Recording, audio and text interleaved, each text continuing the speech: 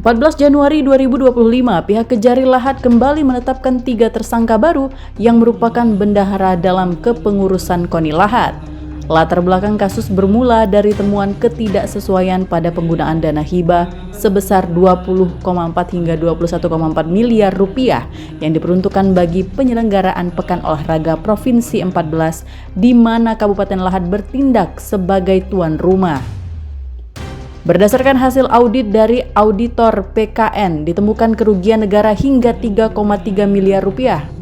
Sebelumnya Kejari Lahat menetapkan KB mantan Ketua KONI Lahat periode tersebut sebagai tersangka pada 2 September 2025. Ketiga tersangka yang menyusul KB adalah AH, WA, dan MK. Ketiganya adalah Bendahara Umum, Wakil Bendahara 1, dan Wakil Bendahara 2. Kasipitsus Kejari Lahat Indra Susanto menegaskan ketiganya berperan aktif dalam kasus ini.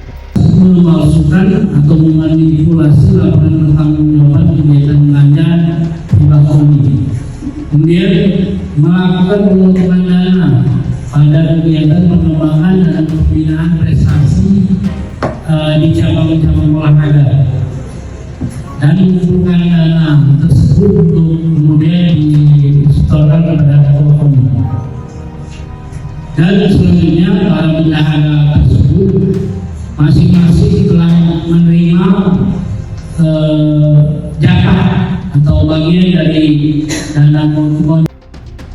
Penetapan status hukum ketiganya masing-masing ditetapkan melalui surat penetapan B135-L.6.14-FD.1-01-2026, B137-L.6.14-FD.1-01-2026, dan B138-L.6.14-FD.1-01-2026.